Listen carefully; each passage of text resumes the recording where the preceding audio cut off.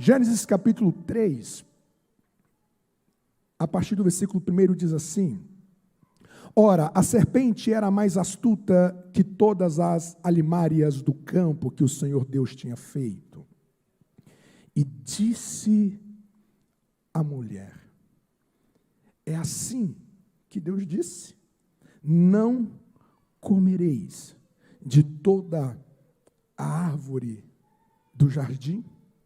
E disse a mulher à serpente, do fruto das árvores do jardim comeremos, mas do fruto da árvore que está no meio do jardim, disse Deus, não comereis dele, e nem nele tocareis, para que não morrais. Então a serpente disse à mulher, certamente não morrereis, porque Deus sabe que no dia em que dele comerdes, se abrirão os vossos olhos, e sereis como Deus, sabendo o bem e o mal.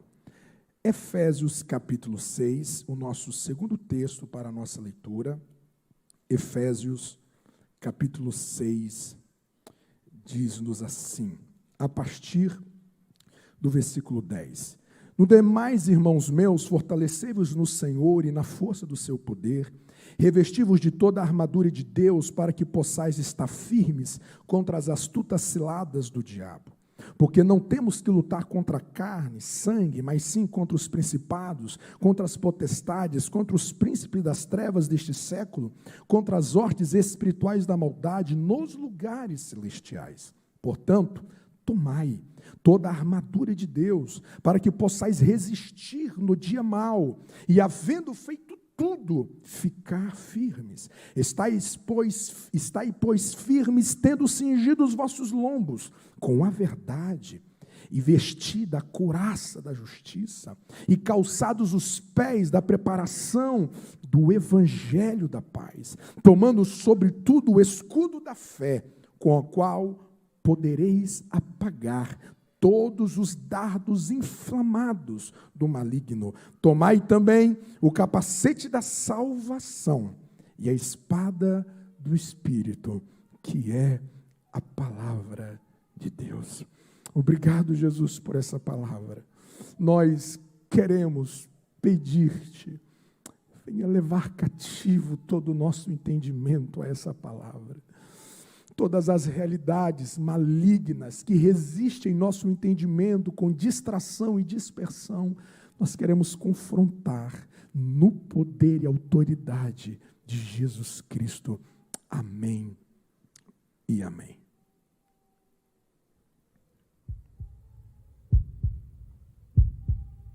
Para os cristãos brasileiros, a Bíblia é sinônimo de vida. E nós aproveitamos essa liberdade? Nós nos alegramos com ela? Usufruímos dela, lendo a palavra e praticando-a?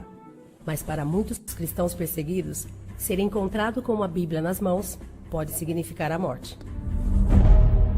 Disseram-lhe que o livro era a causa de todos os seus problemas. Disseram-lhe, desista! Desista, pois é perigoso.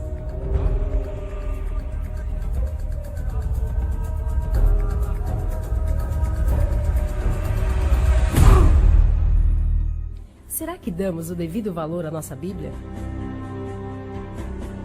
Quando eu vi de longe que a minha casa estava sendo destruída, eu pensei na minha Bíblia. Por ser pastor de uma pequena cidade, eu não sabia se ia ter outra Bíblia. Para que então temos o livro, se somos tão relapsos com algo que exigiu a vida de tantos mártires da igreja e até hoje é assim? Será que damos o devido valor à nossa liberdade de culto? Depois que fomos aprisionados, levou apenas 3 meses para que tivéssemos Bíblias sendo contrabandeadas sem que as autoridades soubessem. Separávamos as páginas da Bíblia em livros diferentes e distribuímos cada parte entre as celas. Um velho pastor chinês uma vez disse: existem apenas 3 tipos de cristãos no mundo e apenas um é verdadeiro. O primeiro tem a Bíblia, mas não a lê. Esse não vale. O segundo tem a Bíblia, lê, mas não tem amor por ela. Também não vale. O terceiro tem a Bíblia, lê e ama o que lê. É o tipo que muda o mundo. Então, deixando escapar uma pequena lágrima, ele acrescentou: Mas esse tipo de cristão é muito raro. Como está a sua paixão com as Escrituras? Como está a temperatura do seu amor à Bíblia Sagrada? Como que o seu coração pulsa quando você está diante das Escrituras? Interessante que um dos depoimentos, a casa estava em chamas, a casa estava sendo destruída, mas a sua preocupação não era com os bens que estavam se perdendo. A sua grande preocupação era com a Bíblia que estava lá.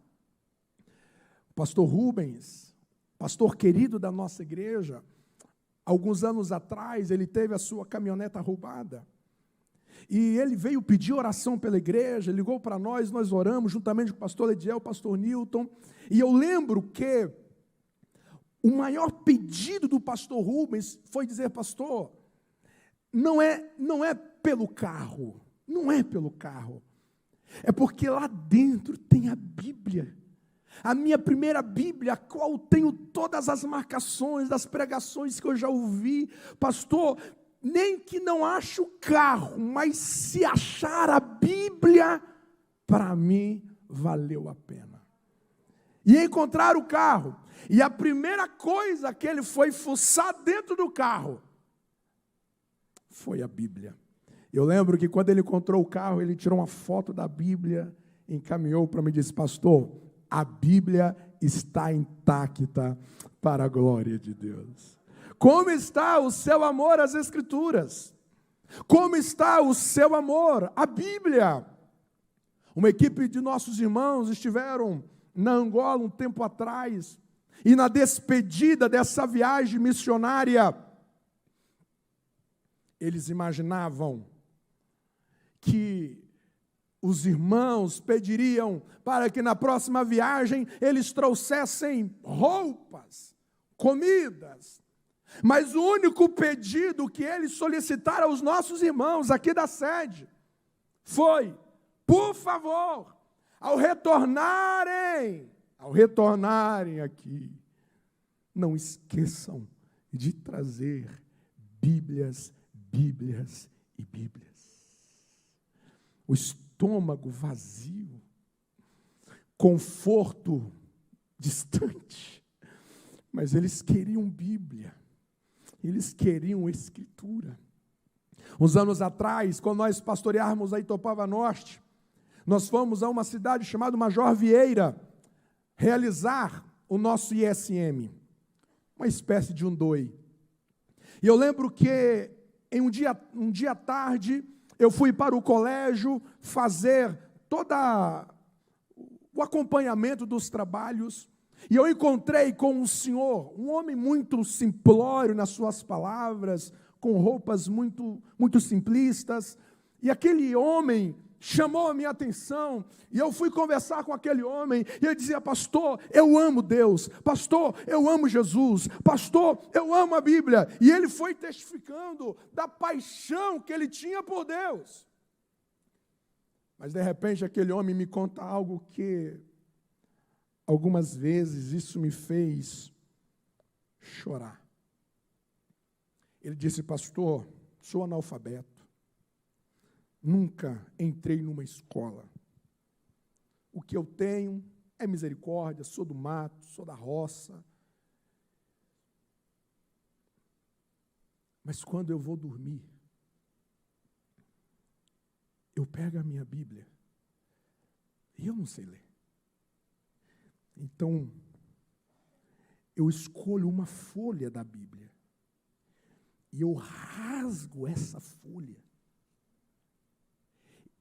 E eu mastigo essa folha. Eu como essa folha.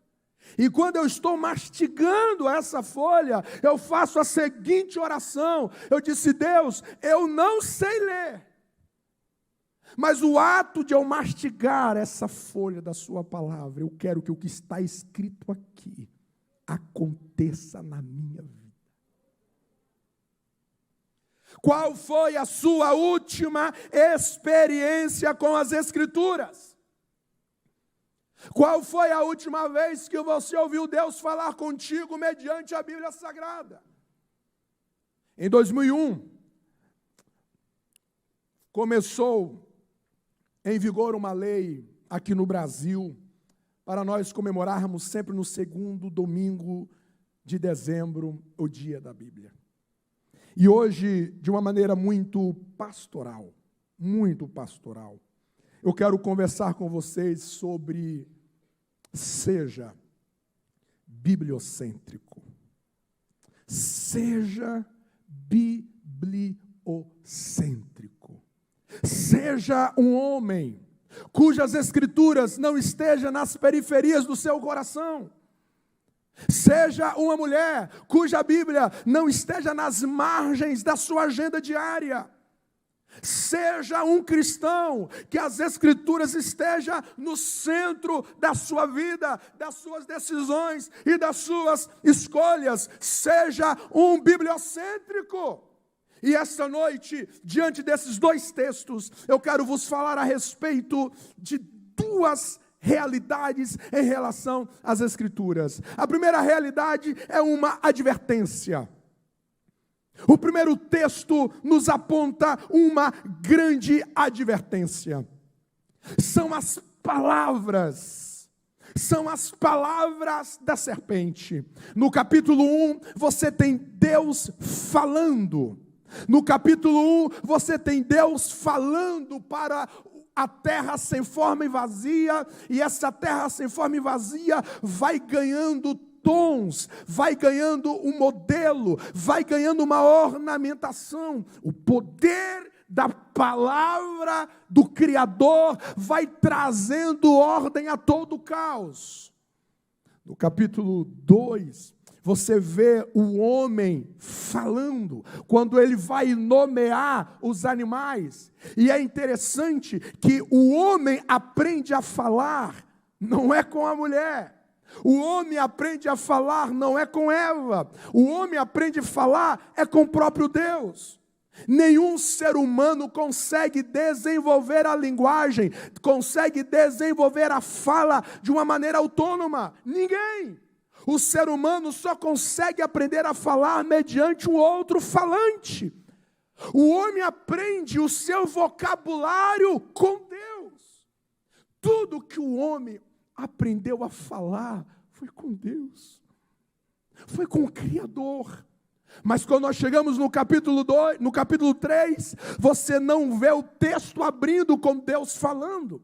Você não vê o texto abrindo com o homem falando. Você vê o texto abrindo com a serpente falando. E a serpente, com toda a sua sagacidade, é claro, me refiro agora a Satanás incorporado nela, vai nos trazer uma advertência que a serpente vai tocar em um único ponto em relação ao primeiro casal. Ela deu um único tiro. Ela deu uma única lançada. E o ponto vital que a serpente vai afetar na vida do primeiro casal foi palavra de Deus. Percebe que a primeira intervenção que a serpente fará não foi assim que Deus disse. A serpente vai distorcer. A serpente vai adulterar. A serpente vai alterar o que Deus disse.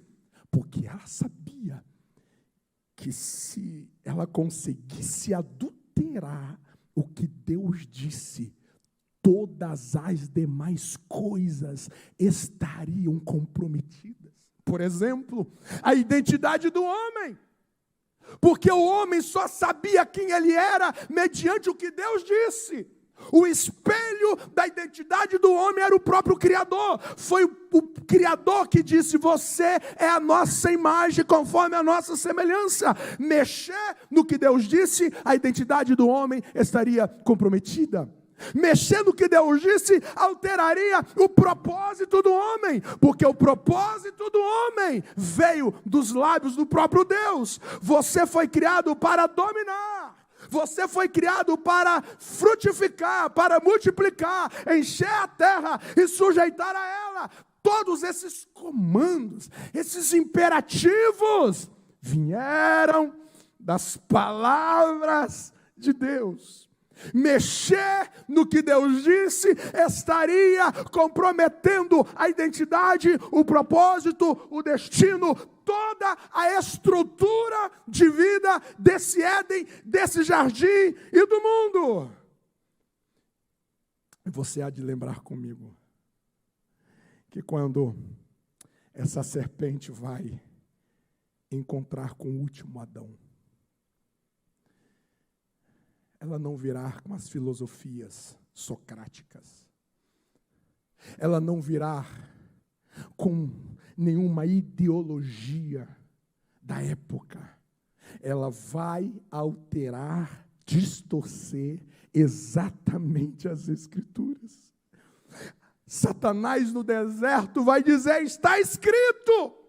Você percebe que diante do último Adão, Satanás vai tentar o mesmo cartucho, ele vai tentar a mesma estratégia. No primeiro Adão, eu consegui derrotá-lo, eu consegui fracassá-lo, porque eu mexi no que Deus disse. E diante do último Adão, eu também vou mexer no que Deus disse. Mas ele estava diante daquele que era a palavra encarnada, ele estava diante daquele que trouxe diante dele tudo aquilo que Deus havia dito. Está escrito que somente a Deus adorará. Está escrito: não tentarás o Senhor teu Deus. Jesus vence Satanás mediante ao que Deus disse. É como se Jesus estivesse dizendo: Satanás, no primeiro Adão, você conseguiu mexer no que Deus disse, mas comigo, o que Deus disse é a última palavra, é intacta, é inviolável, e a vitória foi esmagadora. Você me entende? Diga amém. Eu preciso te lembrar esta noite que o diabo está interessado na sua distância com as Escrituras. O diabo não quer que você abra a sua Bíblia. O diabo não quer que você interage com as Escrituras. O diabo não quer que você encare as Escrituras como a sua única regra de fé, de vida e de prática. O diabo não quer que você olhe para o mundo através das lentes das Escrituras. O diabo não quer que você pense casamento segundo as Escrituras. O diabo não quer que você pense feminilidade segundo as Escrituras. O diabo não quer que você pense masculinidade segundo as Escrituras. Ele não quer que você interprete dinheiro, trabalho, tempo. Ele não quer que você vive a vida a partir das raízes das Escrituras. O diabo não quer que você tenha nenhuma relação íntima com a Bíblia. E é por isso que você tem não poucas pessoas dentro das nossas igrejas, em algum lugar desse país, que estão flertando com o feminismo. Não são poucas pessoas que hoje aceitam o aborto passivamente. Não são poucas pessoas que olham para a figura do homem, deteriorando-o. Não são poucos lares que as mulheres são manipuladoras em relação aos seus maridos. Estão emasculando os seus esposos. E da onde que vem isso? Não são poucas mulheres, não são poucas mulheres que já decidiram não ter filhos. E essa decisão é um flertar com o feminismo. Não são poucos homens que são abusadores. São abusadores emocionalmente, são abusadores fisicamente, são abusadores economicamente, são ríspidos, grosseiros. E esse machismo É fruto de um homem que não se debruça diante das Escrituras. Esse feminismo disfarçado é de alguém que não debruça diante das Escrituras. Pessoas que estão sorrindo diante de notícias que deveriam chorar. Pessoas que estão chamando de luz o que é trevas, que estão chamando de trevas o que é luz. Você já parou para pensar que o seu amor a Deus é evidenciado da maneira com que você trata a sua Bíblia? Você já parou para pensar nisso? Dizer que eu amo a Deus, dizendo que eu amo ao Senhor, mas eu não interajo com as Escrituras, é eu dizer que a minha fala, a minha teoria é uma farsa. O primeiro texto vem nos trazer uma profunda advertência: não deixe Satanás distrair você das Escrituras. Não aceite nenhuma palavra que defende que as Escrituras precisam de uma atualização. Não aceite nenhuma vertente de que a Bíblia não é a palavra de Deus. Ela contém a palavra de Deus. Ela se torna a palavra de Deus. Não aceite nenhuma visão que não concorda com a inerrância das Escrituras. Não aceita o relativismo em relação às Escrituras. O diabo lhe quer distante. O diabo quer acorrentar as suas mãos para não manusear as Escrituras. O diabo não quer que você abra a sua Bíblia, porque ele sabe que se ele conseguir se distanciar das Escrituras, você é uma presa fácil diante das suas ciladas, diante das suas malignidades.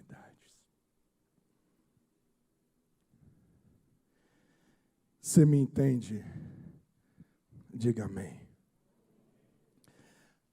Segunda verdade, para o segundo texto, é que é um consolo. Se esta noite eu vos apresento uma advertência para você não se distanciar das Escrituras, eu voltarei a isso em instantes.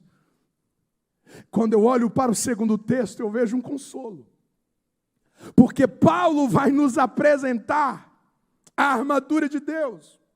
E se você for diligente, se você for cuidadoso, se você for cuidadosa, você perceberá que cada peça dessa armadura configura-se um exercício das Escrituras. A armadura de Deus é a palavra de Deus. Olha o que Paulo está dizendo: diante de uma guerra, diante da batalha da vida, você não está nu, você não está despido. Você que ama a palavra, você que vive a palavra, você que mastiga, que digere a palavra, você que segue a palavra, diante das batalhas da vida, você está protegido. Você está protegida. O diabo vai tentar mexer nos seus pensamentos, o diabo vai tentar mexer no seu entendimento, mas há um capacete da salvação que está protegendo você. O diabo vai tentar lhe apunhalar pelas costas, mas tem uma couraça que está protegendo você. O diabo colocará espinhos diante dos seus pés, mas tem uma sandália do Evangelho que está protegendo a sua marcha. O diabo tem dados inflamáveis para envenenar você, mas você tem o escudo da fé que te protege contra Satanás de todas as direções que ele vem. Você está protegido pela palavra, você está guardado pela palavra. Quem crê nesta palavra, aplauda o nome do Senhor.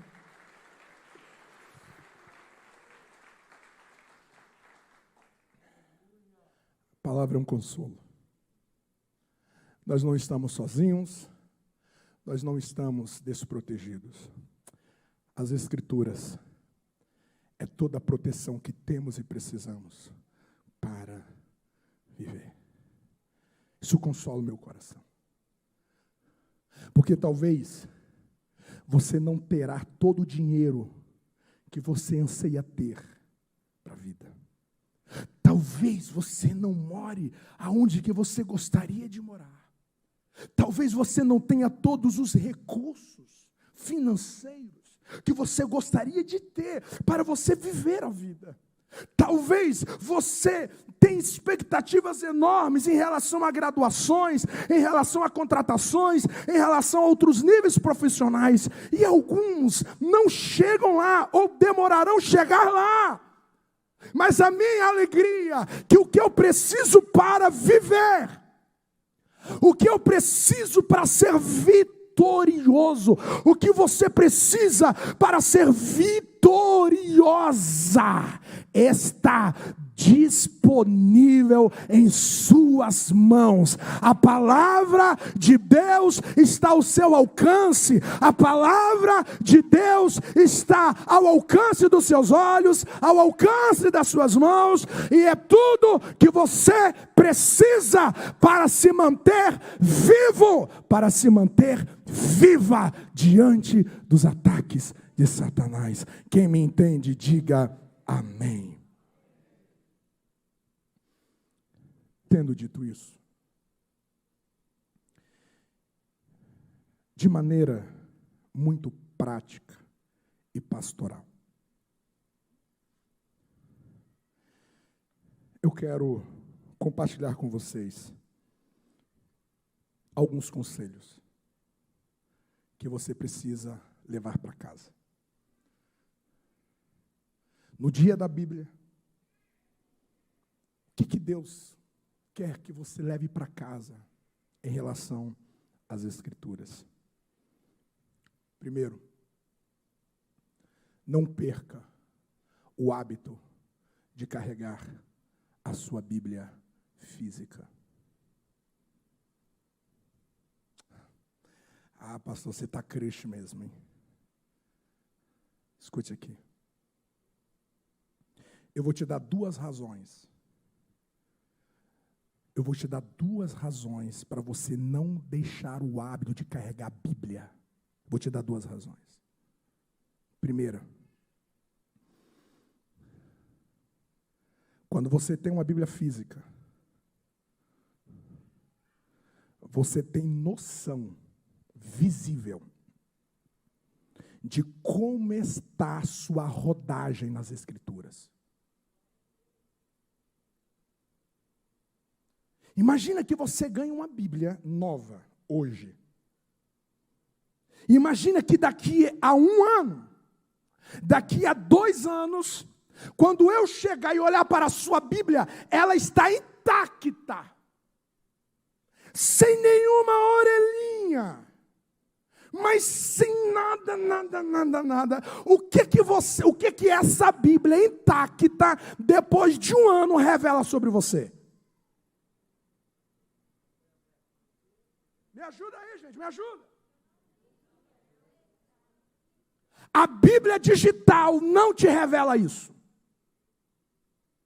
A Bíblia digital não revela o quanto que você está manuseando as Escrituras. Não perca o hábito de ter uma Bíblia física. Ela precisa te revelar como que você está em relação a ela. Segunda razão, e essa é a mais convincente ao meu coração.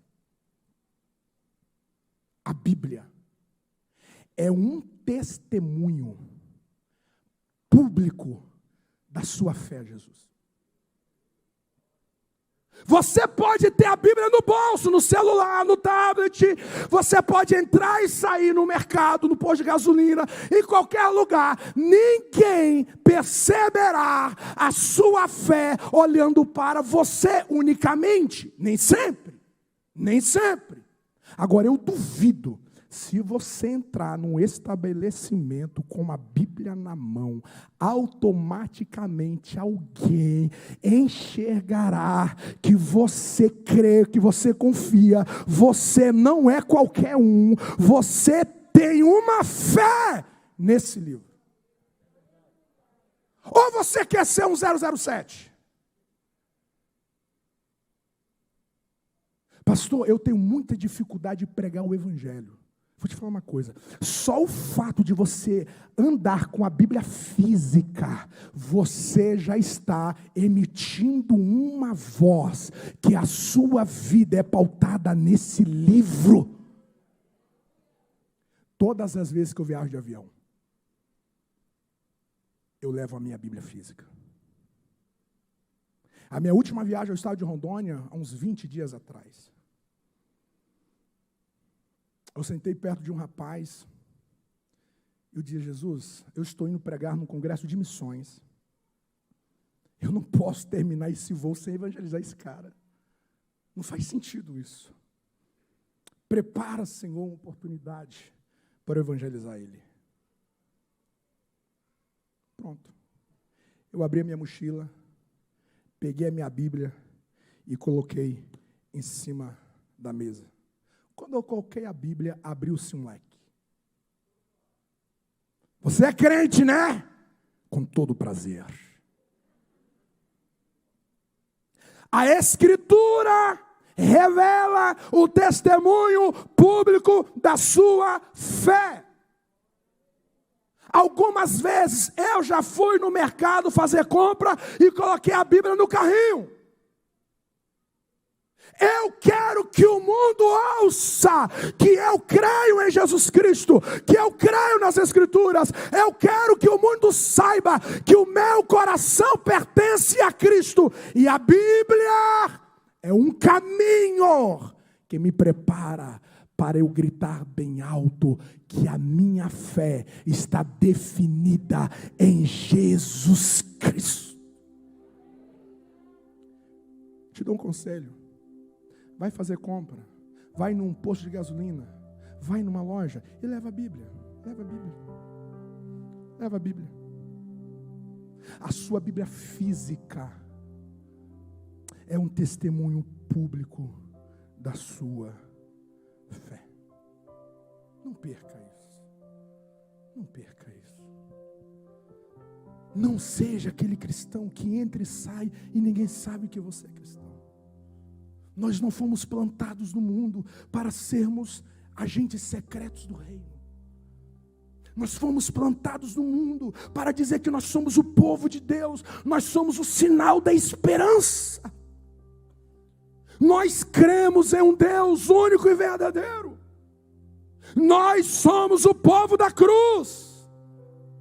Nós amamos as Escrituras. Não perca isso de vista. Não perca isso. Não perca isso. Pastor, é pecado a Bíblia digital? Pelo amor de Deus. Você está me entendendo? Você está me entendendo? Desenvolva o hábito de não perder a sua Bíblia física. Revisita ela e veja o quanto que você está andando dentro dela. Gente, existem crentes que estão na igreja há 10, 15, 20 anos, que se a gente dizer assim, vamos abrir a Bíblia em Filemon, ele está lá perto de Gênesis. Ele não conhece a geografia da Bíblia. Ele não conhece. Ei, você precisa conhecer esse livro. Você precisa conhecer essa palavra. Você é um cristão, você precisa amar, lê-la, meditá-la e meditá-la. Em vez em quando você precisa fazer algumas perguntas a si mesmo em relação à Bíblia. E eu vou te falar uma coisa, hoje lá em casa nós fizemos um debate ali ao redor da mesa na hora do almoço. Quantas coisas que a gente acredita que não está na Bíblia. Você já parou para pensar nisso? Um exemplo, tá? Eu vou te fazer a pergunta e se você souber, responda para quem está do seu lado, tudo bem? Vamos lá? Primeira pergunta. Aonde que Deus criou Adão? Quem sabe, responda para quem está do lado. Responda.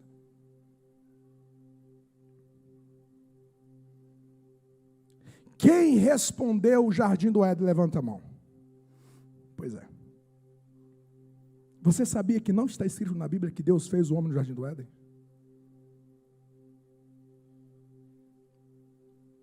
Você sabia disso? A Bíblia diz que Deus fez o homem e colocou no jardim do Éden. Ele faz o homem fora do jardim. E depois o planta no jardim.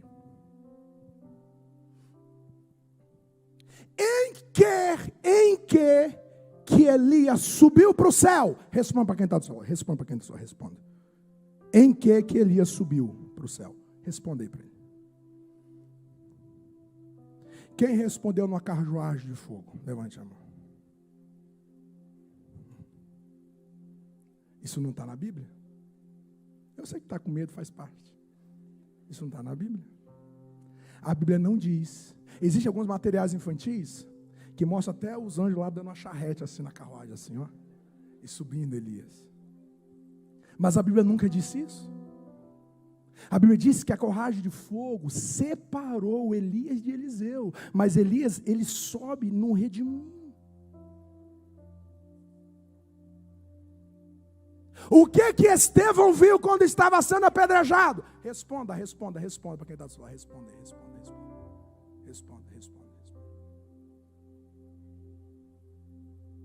Quem respondeu o que Estevão viu, os céus abertos, Jesus à direita do Pai? Levante a mão. Pode levantar, gente, pelo amor de Deus, eu estou em casa, estou em família. Não está na Bíblia. Isso. Não está na Bíblia. Você sabe aonde que Estevão viu os céus abertos e Jesus em pé? Quando ele estava no tribunal do Sinédrio. Quando ele fala essa visão, os religiosos escribas o pega violentamente e o arrasta do tribunal pelas ruas e o leva para fora da cidade. O que Estevão viu quando estava sendo apedrejado? Uma coisa eu tenho certeza, ele viu pedra na cabeça dele. A visão, a Bíblia não relata sobre isso. Quando é que Deus mudou o nome de Saulo para Paulo? Responde para quem está do seu lado. Responde para quem está do seu lado. Quando é que Deus mudou o nome de Saulo para Paulo? Responda. Vocês que estão com medo? Não fica com medo não, gente. Então, não está isso na Bíblia? Em nenhum lugar das Escrituras diz que Deus mudou o nome de Saulo para Paulo. O próprio Paulo que toma essa decisão. Alguns dizem assim, olha, e ele caiu do cavalo Saulo e levantou um Paulo. Quem já ouviu isso aí? Eu já preguei isso, eu já falei sobre isso. Mas a Bíblia não fala nem de cavalo, e a Bíblia não fala que Deus mudou ali. Você percebe que, pastor, então isso é heresia? Claro que não, isso é desatenção nossa. Isso aí é o espírito do papagaio, que a gente ouve e reproduz. Não tem nenhum crime nisso. Mas de repente, as coisas ficam mais graves. Porque existem muitas sutilezas filosóficas, ideológicas, em relação a divórcio, em relação à sexualidade. Quem disse que fazer sexo antes do casamento é pecado? Se alguém pedir para você provar isso na Bíblia, você consegue provar? Que a sexualidade antes do casamento é pecado. Você percebe que você precisa manusear isso aqui. Você precisa rodar nas Escrituras. Segundo lugar, desenvolve o hábito de ler grandes porções das Escrituras. Se você tem alguns anos de fé, aquele negócio assim, de você rodar o dedo assim, rodar o texto, caiu aqui, fala comigo, Deus. Acabou, irmão, acabou esse negócio. Quem lembra aqui das caixinhas de promessa? coisa boa era aquilo, não é verdade? Só coisa boa. Acabou, irmão. Isso aqui dali é papinha para recém-nascido. Desenvolva o hábito de você ler grandes porções da Bíblia. Eu vou te dar uma receita ainda hoje. Treina para você sentar e ler um livro inteiro da Bíblia. A sua percepção das Escrituras mudará. Se você senta para ler Mateus, você vai perceber quantas vezes Jesus repete princípios. Você vai ganhando entendimentos mais amplos. Treina você a ler grandes porções das Escrituras. Nem preciso te lembrar a você ler as Escrituras na sua totalidade. Aprenda a orar Escrituras. Eu sei que um dos grandes desafios da oração é que alguém diz, pastor, eu não consigo orar, pastor. Com 5 minutos de oração eu já orei pelo céu e pela terra e não tem mais palavra. Já aconteceu isso com você ou não? Você já treinou o seu coração a ler, a orar as Escrituras? Você já abriu a Bíblia lá em Salmo 23? E você começa a dizer assim, o Senhor é meu pastor, nada me faltará. Deus, tem uma ansiedade aqui dentro do meu coração. Tem uma ansiedade em relação ao futuro. Tem uma ansiedade que o meu futuro está incerto. Que eu passarei necessidades.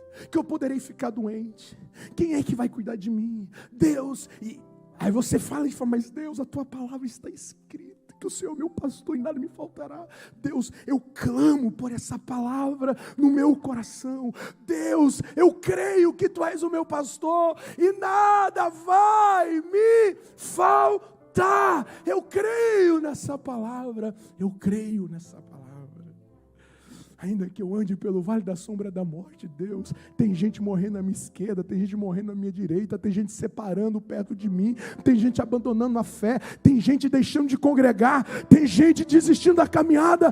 Deus, eu estou passando pelo vale da sombra da morte, mas a tua palavra diz que a tua vara e o teu cajado me consola. Eu recebo o teu consolo no meu coração nessa oração.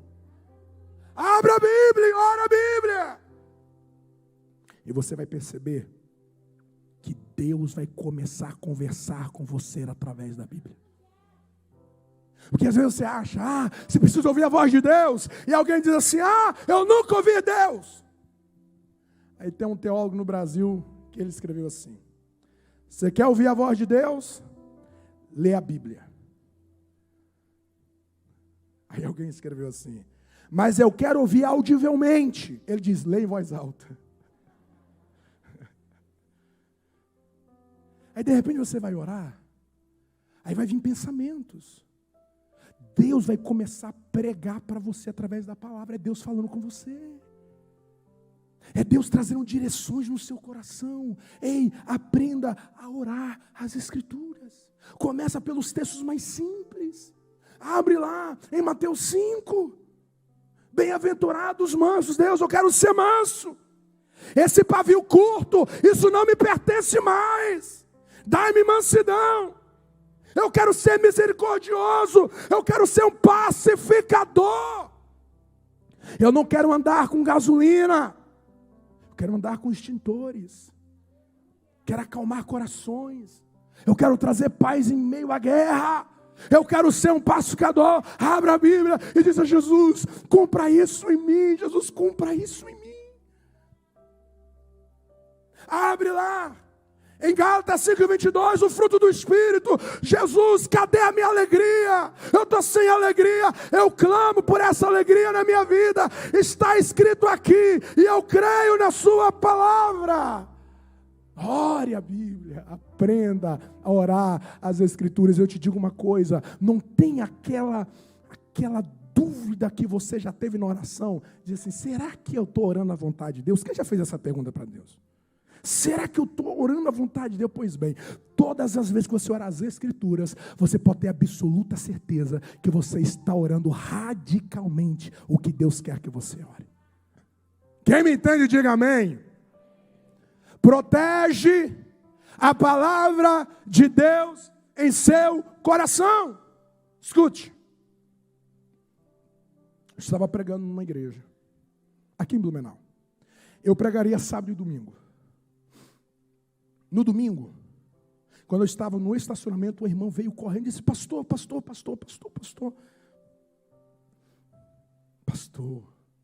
que culto foi aquele ontem, pastor? Meu Deus.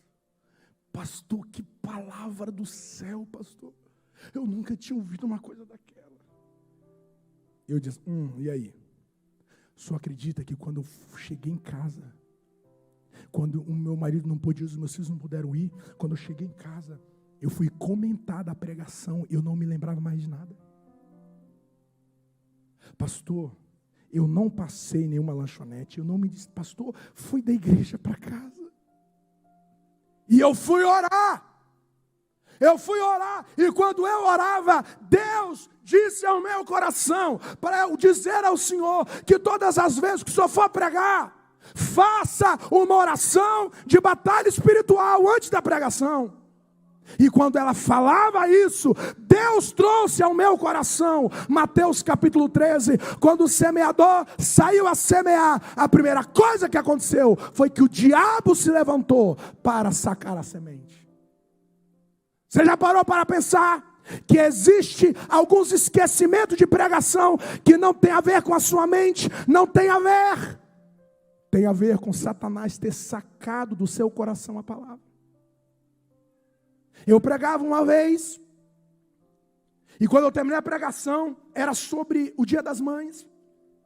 E eu terminei a pregação, e eu pedi para os irmãos conversar uns com os outros, qual era a parte que eles tinham sido mais tocados por Deus. E a minha esposa perguntou a alguém do lado: e aí, qual foi a parte que você mais gostou da pregação? E ela disse: nenhuma. O culto estava bom até o pastor pregar. Falou para a esposa do pregador, você imagina. A minha esposa já fez assim. Disse: mas o que aconteceu, minha irmã? Todas as palavras que ela falou, que eu disse, a minha esposa me disse que nenhuma delas saiu da minha boca. O que aconteceu? Entre a minha pregação e o coração dela, o diabo conseguiu distorcer.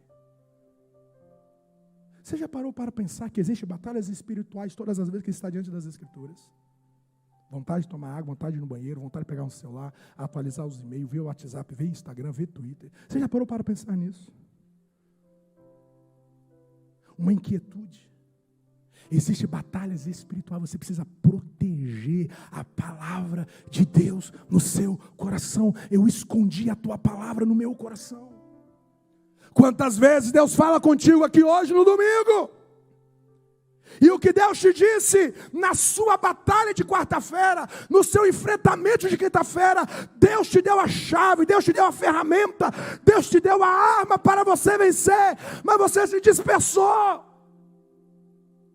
Você acha que era mais uma pregação, era mais um sermão? Você não entendeu que Deus liberou uma promessa para você, Deus liberou uma chave para você. Você se dispersou, a ave veio e subtraiu a semente, e ela não germinou em boa terra. Deixa eu repetir isso a vocês. Você consegue entender o que aconteceu com o coração dos discípulos quando eles esqueceram a palavra?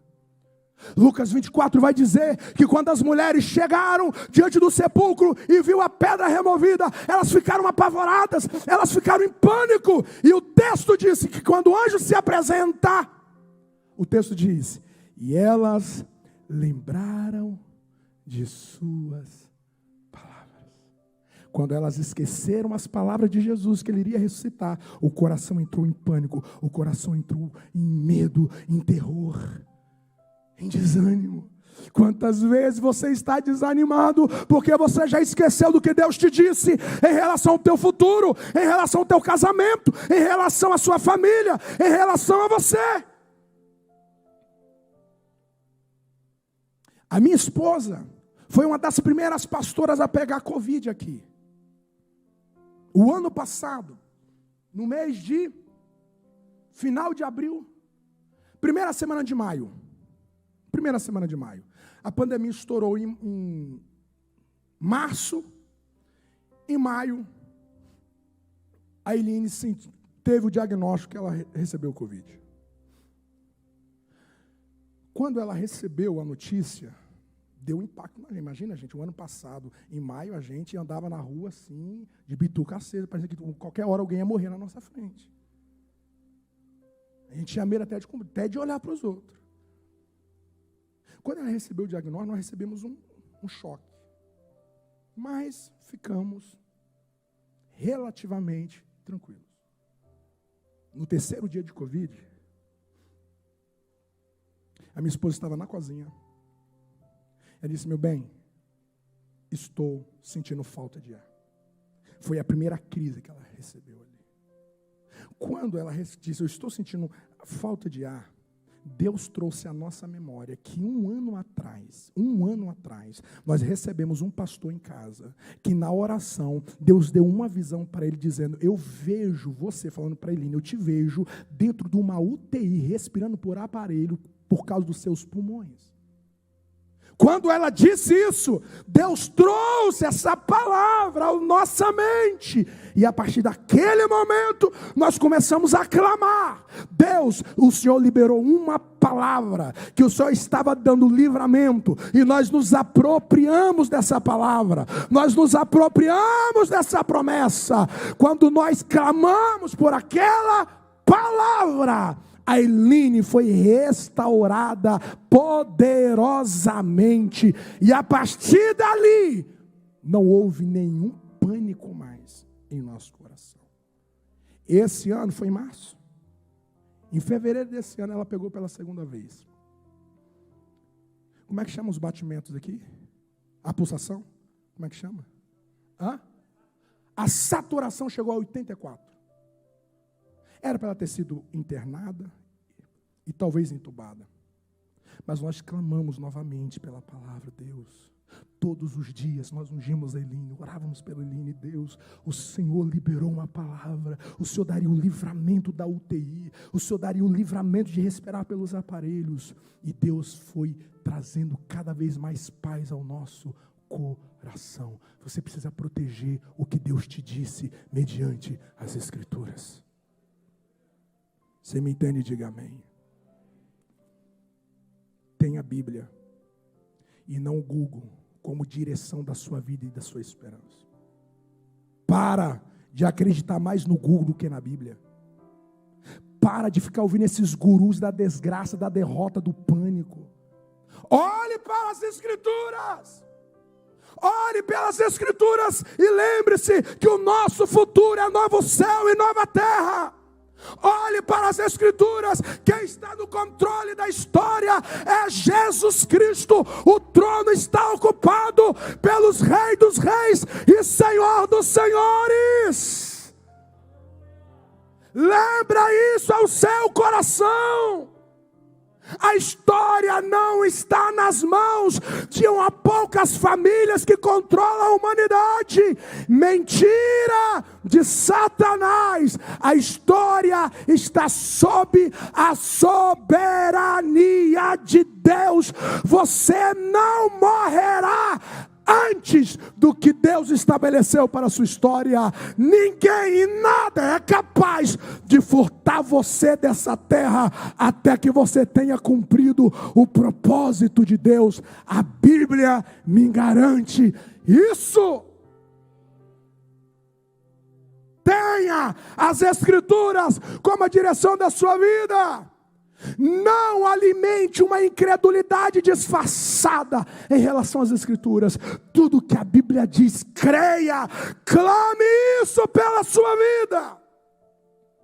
Está escrito, abre essa Bíblia, fala: Deus, eu clamo, eu reclamo, eu aproprio, eu me apego, eu me apoio, eu decido essa palavra para a minha vida. Está escrito, está escrito. muito que a alegria que o Senhor nos daria, ninguém iria tirar de nós. Eu não quero que nada e ninguém tire a minha alegria. Eu clamo por essa palavra. Diz que o Senhor levou sobre si as nossas enfermidades. Eu não cessarei de clamar pela cura. Eu não cessarei de clamar pela libertação. Ainda que eu vou ao médico, ainda que a cirurgia seja marcada, mas eu vou para a sala de cirurgia crendo que Deus pode fazer o milagre. Deus pode expulsar o mal e me dar vida e vida em abundância para a glória do teu nome. Quem crê nesta palavra, aplauda o nome do Senhor.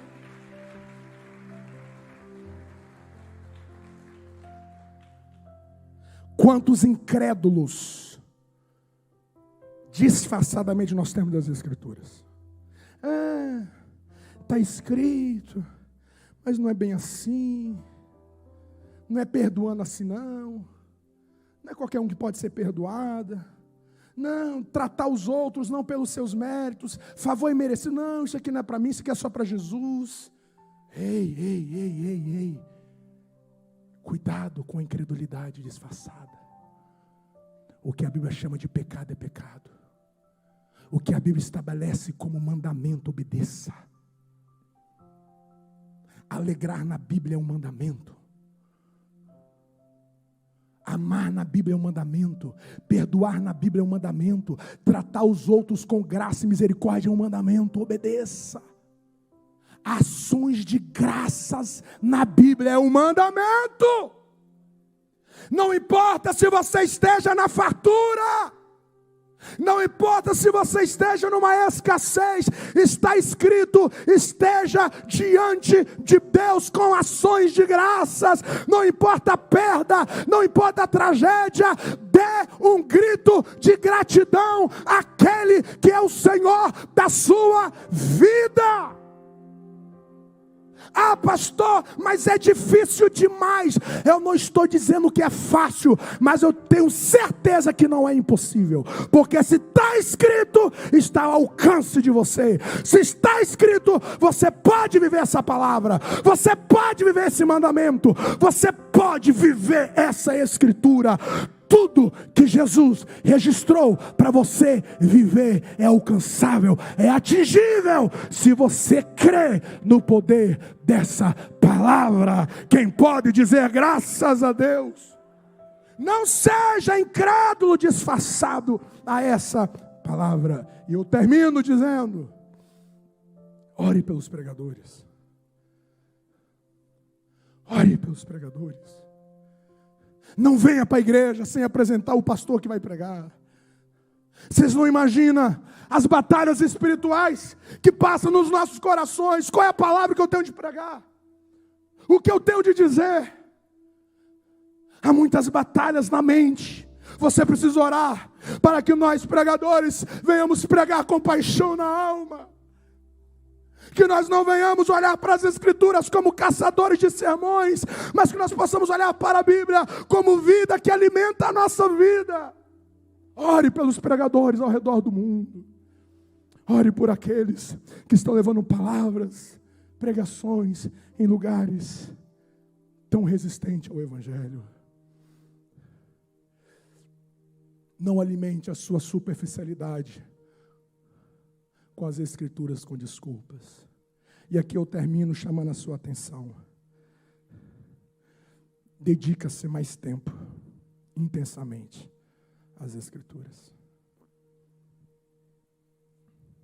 Deixa eu fazer uma matemática com você, rapidinho. Uma matemática pedagógica. Olha comigo.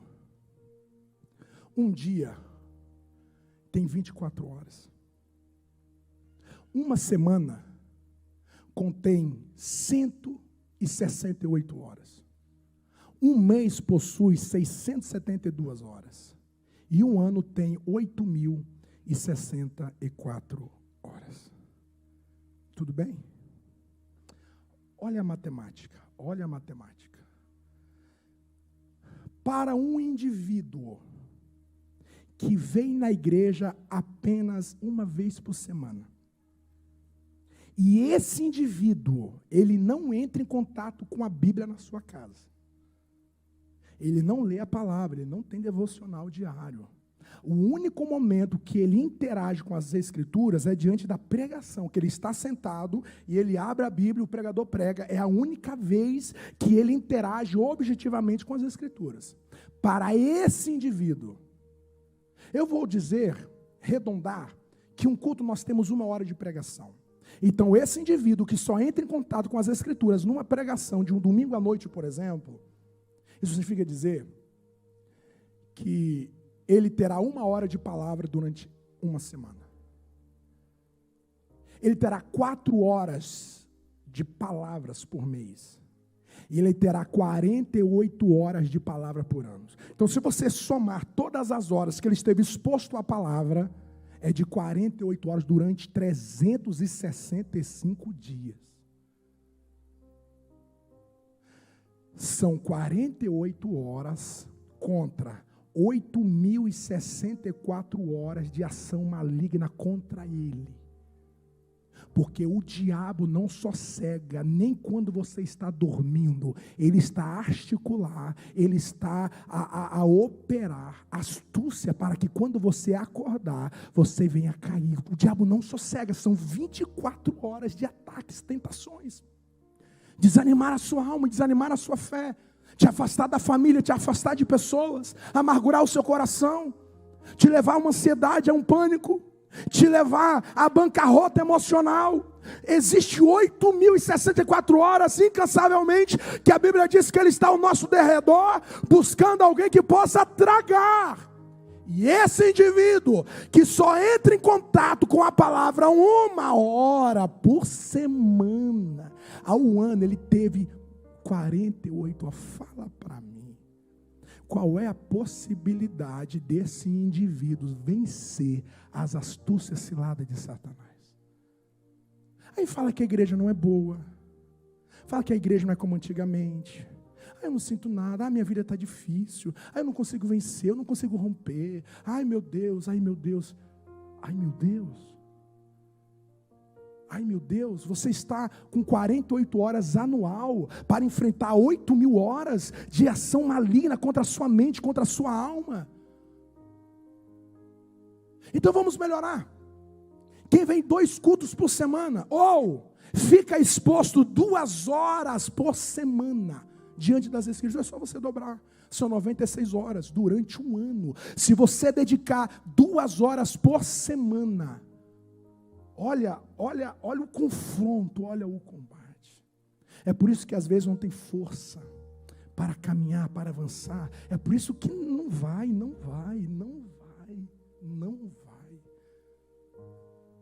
Tudo que você tem para resistir o diabo é as Escrituras. Tudo. Você pode fazer as melhores terapias que têm o seu real valor. Você pode ter acesso aos lugares mais exóticos do mundo, nas suas melhores férias, os melhores espaços. Você pode ter acesso a tudo. A única coisa que te dá poder para resistir o diabo é palavra de Deus. É Escritura praticada. É Bíblia lida e meditada. Você me entende? Diga amém. Então, uma dica pastoral. Sua vida, sua Bíblia e 15 minutos. Pastor, não tenho tempo. Olha o que pode acontecer com a sua vida em relação às Escrituras com 15 minutos diários da sua vida. Vamos fazer de novo uma matemática? Numa leitura normal, nós somos capazes de ter cerca de 250 palavras por minuto. Uma leitura normal. Não é Ayrton Senna, não. Aquela leitura Rubinho. Né? Normal.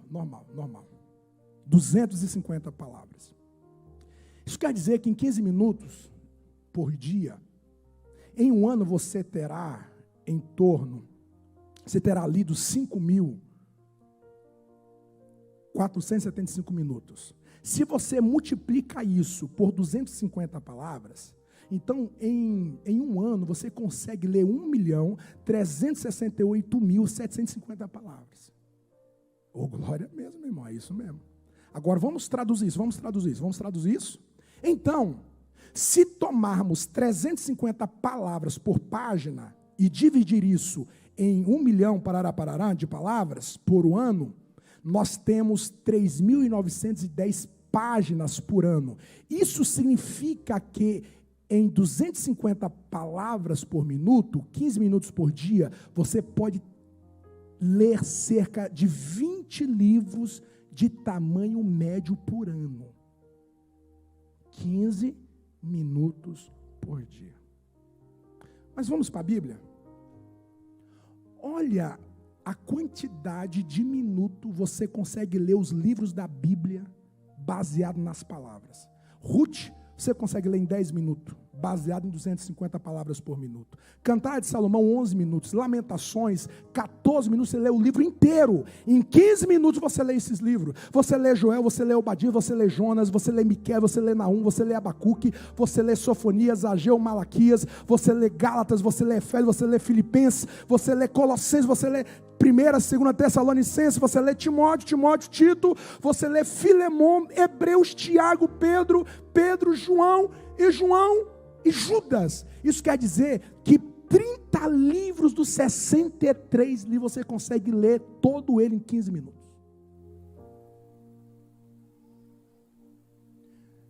Se você separar 30 dias, todo dia eu vou ler um livro da Bíblia, colocar no meu cronômetro lá 15 minutos, você vai ler 30 livros dos 66 livros da Bíblia Sagrada.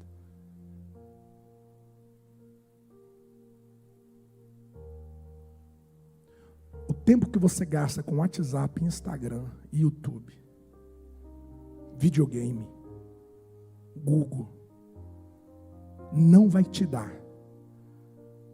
o que Deus pode te entregar quando você lê Filipenses.